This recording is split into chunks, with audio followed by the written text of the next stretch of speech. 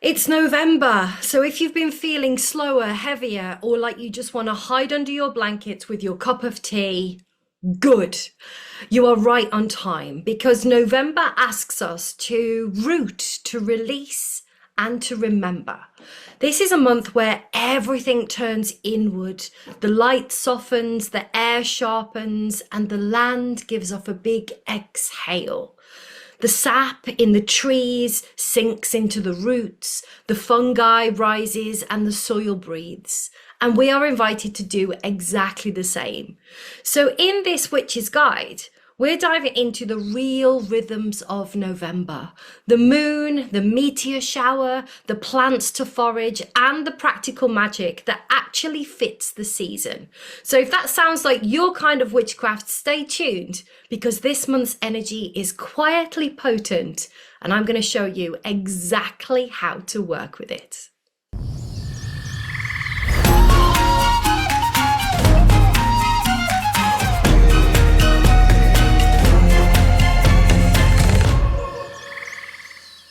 Welcome, wild ones. I'm Emma Louise Dyson, earth medicine woman, shamanic witch, and founder of Wild and Untamed. And I make videos to help you live in rhythm with the seasons, to reconnect with the land, and to bring your magic really back into everyday life. So if that sounds like your kind of thing, make sure that you like this video, subscribe to the channel, and tap that little notification bell so you don't miss any of my witches guides or any of my other seasonal rituals as they drop.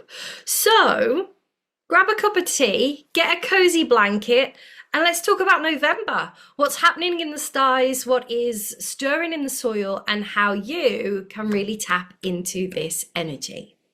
So first of all, let's start with the actual energy of this month because November is the pause after Samhain. The fire's gone out, the land is quiet, and everything starts to turn inward.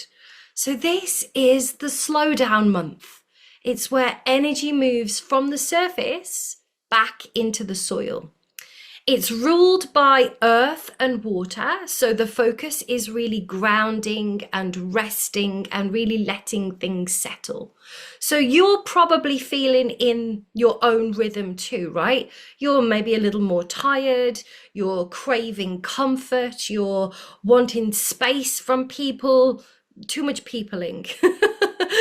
And that's not being lazy, right? It's actually syncing with the season, which we're all supposed to do, right? So this month is going to be all about finishing things, not starting them. It's going to be about clearing your space, wrapping up any projects, getting your house and your energy ready for winter. Making simple food, spending a little time outside when you can because there's less sunlight, and letting yourself have early nights. I am so looking forward to curling up with a book, some essential oils, my Himalayan salt lamp, and just early nights. But when it comes to witchcraft, this is really a time for maintenance rather than momentum. So this is about keeping our practice quite low energy. So light a candle, pull a single card, talk to your ancestors, tidy your altar. You're not supposed to be kind of manifesting your next big thing right now. You're meant to be composting the old stuff. Just look outside, right? Nature is starting to go inward. And that's really what November teaches us, to stop like forcing growth and to just trust that we're in a rest phase. And I'm so here for it. So what's happening in the skies this month? Let's talk about that now and how you can work with that. So on the 5th of November here in the UK, it is a full moon in Taurus. Now this one is all about grounding and stability. So aligned with November.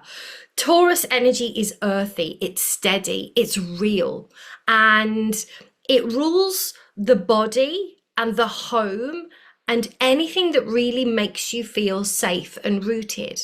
So I would suggest doing something physical under the full moon. I'm not talking about, going for a run or something. Cook something slow, clean your space, soak in the bath, earth, get your hands in the soil, maybe tidy up the garden for the winter. And if you want to work magically, focus on nourishment and gratitude. Feed what sustains you. So think less about kind of charging your crystals under the moon and more about kind of living your practice. The spell here is kind of in the doing. It's about doing energy, but not like rushing around doing, just doing things slow. Then on the 9th of the month, Mercury goes retrograde until the 29th. Da, da, da, da. Please don't panic. Mercury retrograde isn't here to mess with you. It's here to slow you down. Again, aligning with the energies of November. So this is your permission slip to rest, to review, to rework, to reconnect, to rejuvenate. All those words that begin with R-E, these are the things we should be focusing on. It's not a time to start new things. It's not a time to rush decisions. It's really a time to tidy any loose ends, clear any old energy, and just freaking breathe, yeah? And if tech fails, if plans change, just take it as a cue to pause, because the magic of this retrograde is in reflection. And I've done a whole video on herbs and crystals you can work with to support you during Mercury retrograde, and I will link those below if you want to take this further.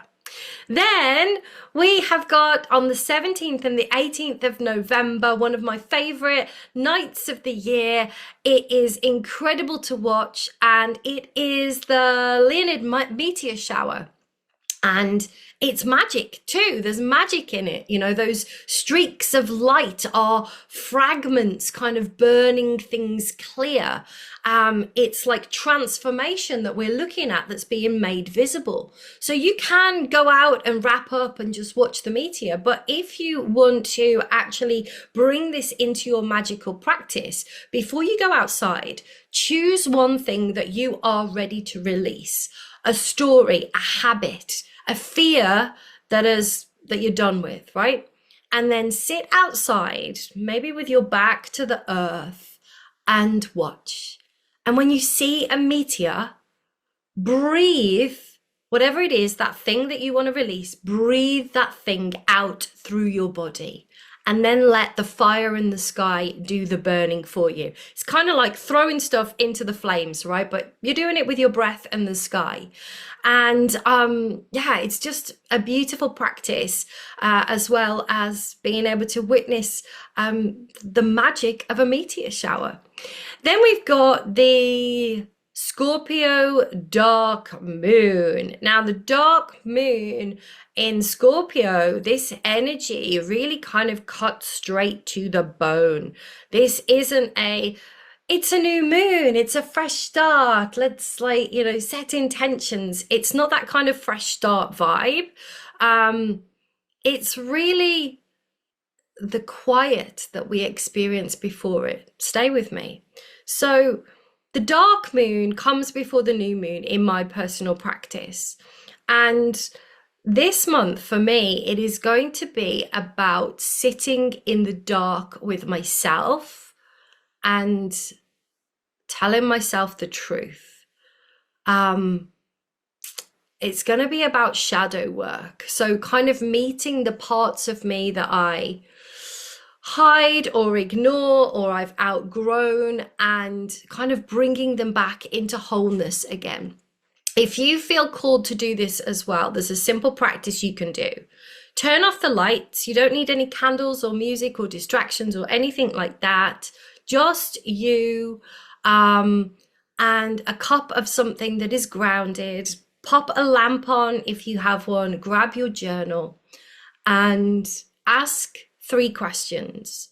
Number 1, what am I avoiding? Really big question. What am I avoiding? Number 2, what am I holding on to that actually drains me? And number 3, what part of me needs attention? not fixing, but what needs attention? What part of me needs attention? And as I'm speaking those words right now, I'm already thinking about what I'm avoiding, what is draining me, and what needs attention, what part of me needs attention. And I'm sure as you're listening to that, maybe some things are coming up for you as well. So write it down without censoring yourself, right? It doesn't have to make complete sense. This dark moon doesn't want pretty answers. It just wants honesty. So when you're done, close your notebook, sit for a few minutes, maybe put your hand on your chest, your belly, and just honor yourself. Like, I see you. Yeah, that's the spell. It's bringing that unseen into awareness. And if you want to go further, you can finish by washing your hands in some salt water, standing barefoot outside for a moment, and just let the dark hold you. It's not your enemy. So that is what's going on in the sky. There's lots of other stuff as well, but I'm not an astrologer, so there's lots of other resources you can look at for that. So let's look at what is going on actually on Mother Earth. So by November, most of the land in the Northern Hemisphere where I am has gone quiet, but there is still plenty of life if you slow down enough to see it. So if you look closely, you will spot berries still clinging to the branches. We've got rose hips that'll be glowing red in the hedgerows, the hawthorn really heavy with those crimson haws, the little berries on the hawthorns. And these are both really powerful teachers for this time of year. Now, rose hips carry the memory of summer's light. They are full of vitamin C and have this beautiful, gentle strength to them. They're amazing for your immune system, especially going into the winter. You can turn them into syrup or vinegar or tea, something to nourish you through the winter, and also remind you that brightness still lives under the surface. Hawthorns connect to the heart, both physically and emotionally, so they can really help you to stay soft while everything around you tends to harden, right? So a few haws in a small jar on your altar can be a very simple charm for protection and courage. And then there's pine. Even when everything else dies back, pine stays green. And I love bringing pine into the house. A few fallen needles or a branch is beautiful. They have the energy of endurance, but also cleansing. So you can make a pine infused cleansing spray or a floor wash, add pine needles, rosemary, a bit of lemon peel to some vinegar, and just let it steep. And then you can use it to move through the house with purpose and wipe and sweep and clean and get your house ready, prepared for the winter as well. So you don't need to call it a ritual, but you can. I'm not a big fan of cleaning, so anything I can do to bring some magic in always makes things a little more joyous for me. And I love, while we're talking about cleansing, you know, we can bring some different rituals as well into our home this month. It's a brilliant month for clearing and cooking and crafting. Really crafting your magic like back into your life. So you can start with a house clearing and a hearth blessing. So go through some cupboards, sweep out corners, burn a little rosemary or pine while you do it. You can, you know, as you move, if you want to, you can say out loud what you're ready to leave behind this year. Remember, we've just celebrated Samhain. We're stepping into a new year. And yeah, when you're done, you could light a single candle in your kitchen and say something like, "This house is clear. This hearth is strong." November's also perfect for dream work. So the veil might be thinner around Samhain, but the messages don't stop straight after it. So I would recommend keeping a notebook by your bed, drink a little mugwort tea if it suits you, or sleep with a piece of amethyst or maybe even lapis under your pillow for dream work, and ask your ancestors to visit in your dreams. And then actually write down what you remember when you wake up. It is really, really important to do that. You probably know yourself, after you've come out of a dream, you remember something and then 5 minutes later it's gone. So write it down. And if you want to do something hands-on, try a root spell. So you can take a carrot, a parsnip, a beetroot, even a potato, something from the earth, and carve into it what you are ready to compost. I love this. You can carve something in. You could create a statement and turn it into a sigil and carve that in as well, and then bury it in the soil. Or you can drop it in a compost bin if you have one. And as it breaks down, that old energy is transformed into nourishment. Beautiful for this time of year. And if you fancy a bit of seasonal crafting as well, you could do something, some kind of winter apothecary, a batch of fire cider, some rosemary oil, a little pine vinegar, you know, anything that really strengthens and protects. And as you chop and you stir and you pour, work with intention, each ingredient becomes part of the spell. So none of this needs to look, you know, fancy or ritualistic or anything like that. It is just witchcraft that is woven into how you live. Practical, rooted, and in rhythm with the seasons. So let me know in the comments what you are going to be working with this month in November's energy. And also as well, I've got to tell you something that is very, very exciting. If you've been listening to all of this and thinking, gosh, I wish someone would just tell me what to do and when to actually do it so I can live like this all year round, I have created something for you. It is called the Wild 13, and it is a year-long journey for witches and wild folk who are done with the surface level spirituality and they actually want to live their craft, right? Does that sound like you? So every moon, you get everything you need. You get a brand new course which teaches you a proper skill. This month is divination. So we're going to be talking about how to work with a pendulum, to connect with your cards, runes, witches runes, tea leaf reading, all kinds of different types of divination. You also get a grimoire, which is packed full of different spells and recipes and rituals that you can start to use straight away. And my favorite part is the guided portal journeys. So these are shamanic journeys, guided meditations and activations that help to actually open you up and attune you to your magical practice. This is just a beautiful combination. So also we come together in circle live every month as well. So real-time connections, real-time conversations, not just the pre-recorded stuff, but actually coming together every month.